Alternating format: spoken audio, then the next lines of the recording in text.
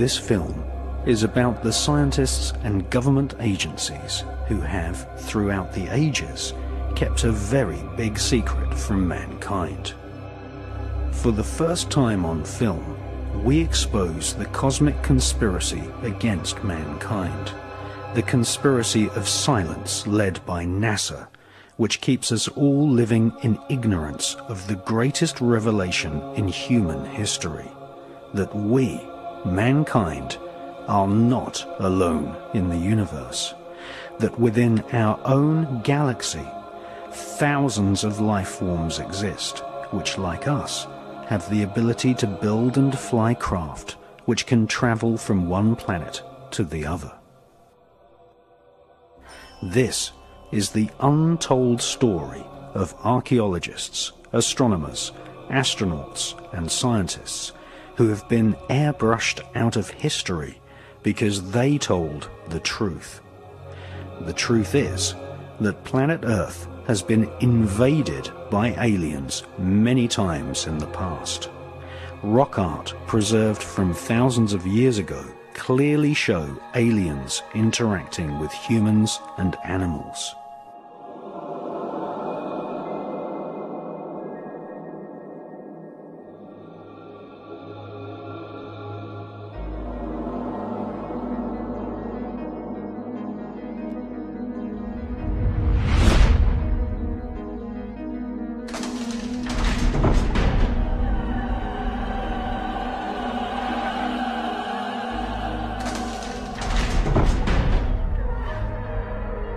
Ancient legends from the Himalayas, Middle East and Americas say that some aliens were benevolent and taught early man how to make electricity. Some aliens were neutral and just observed us. Our biblical forefathers called them the Watchers, and the hybrid human-alien offspring were called the Nephilim.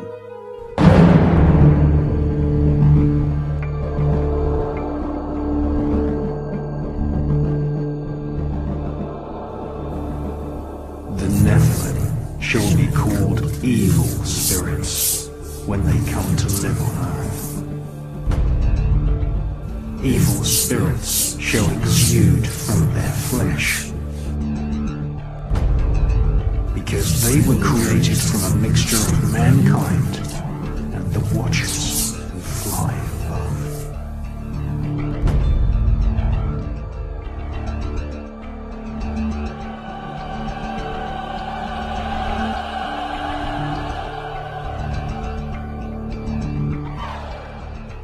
Himalayan legends tell of flying craft which exterminated whole regions of planet Earth using atomic weapons.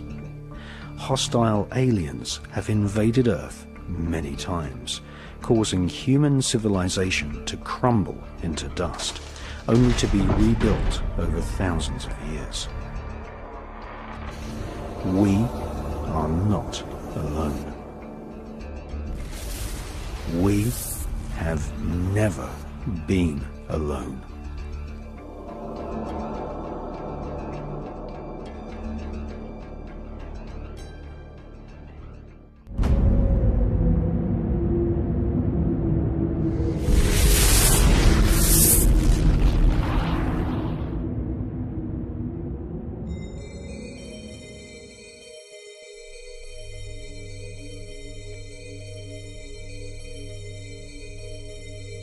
Having been accused of planning the 9/11 terror attacks as an inside job, and having been exposed as a long-time member of the Skull and Bones secret society with macabre rituals, George W. Bush's popularity fell to an all-time low prior to the 2004 presidential election. Bush staged a grand photo opportunity at NASA, using the American space program as a grand charade, making a speech from NASA headquarters about the future exploration of space. But the speech by George W. Bush is not about the exploration of space. It is more about the exploitation of space.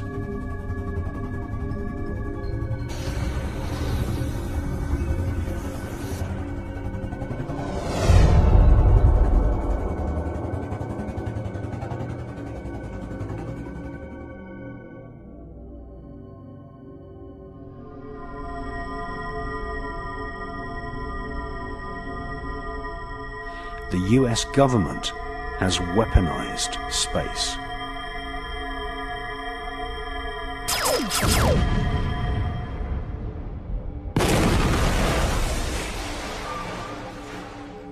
In December 2006, Nexus magazine republished news reports which claimed that communist Chinese satellites had fired laser beams at satellites owned by the American government.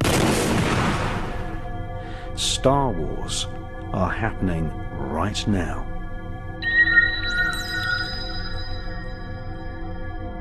There are thousands of satellites in orbit. Many contain small nuclear reactors. When one of these nuclear-powered satellites falls back to Earth, it is like a silent H-bomb, depositing radioactive dust into the atmosphere.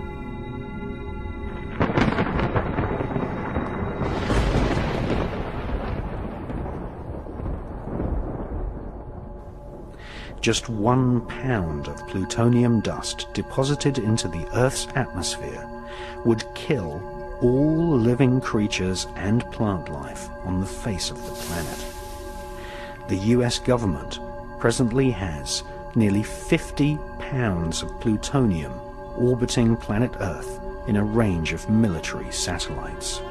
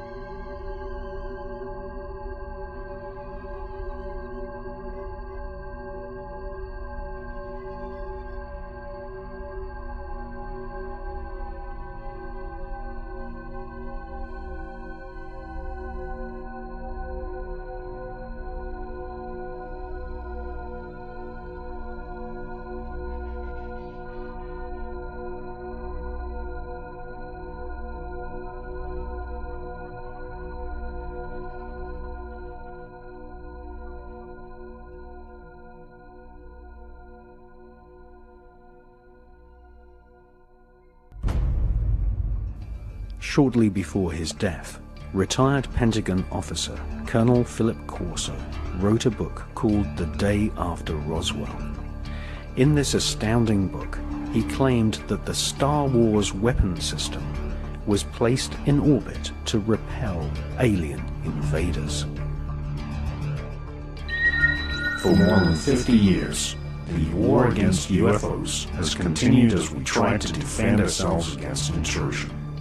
The Hughes hunter-killer satellites of the 1970s were our first steps in deploying a planetary defense system that held any threat to the aliens.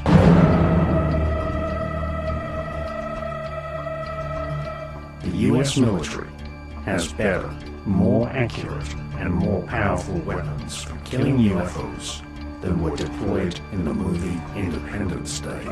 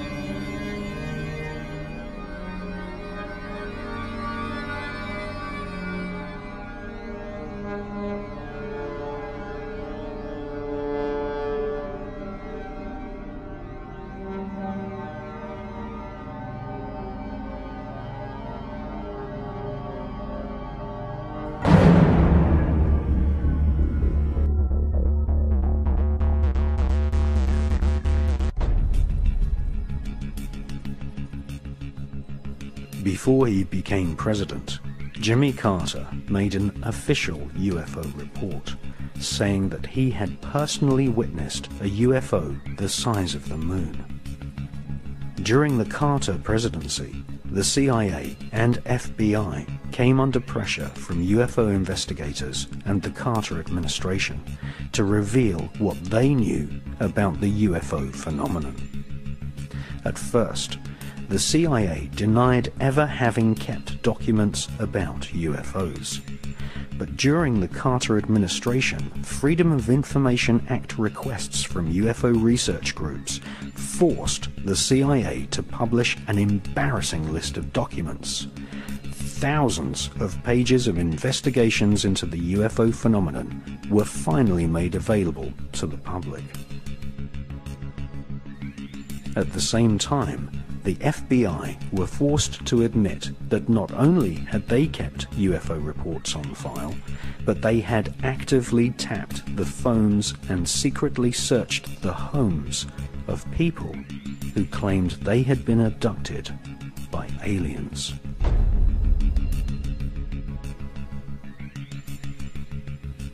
Of all the government agencies who have been deliberately silent regarding the possibility of aliens visiting planet Earth, it is the National Aeronautical and Space Administration, NASA, which has steadfastly refused to admit that they are actively involved in UFO research. However, we now know that NASA are actively involved in UFO research. More than 20 space shuttle missions have returned from space with video footage of unidentified flying objects. On every occasion, NASA have claimed that UFOs filmed by NASA astronauts are nothing more than ice particles and debris floating in space. However, since the 1950s, more than 15 NASA astronauts have reported UFOs to mission control.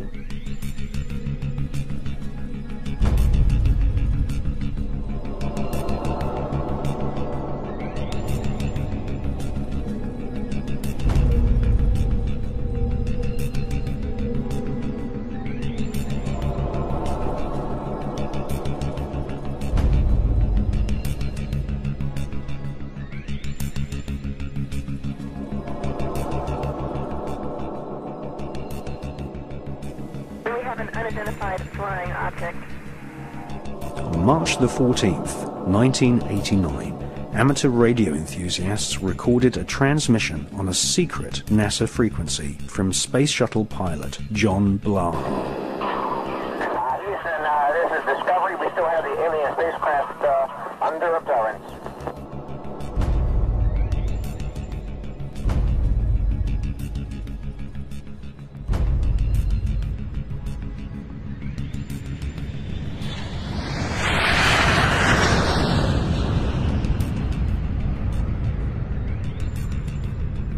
NASA have been caught red-handed on many occasions. NASA have refused to admit they are actively monitoring the presence of aliens.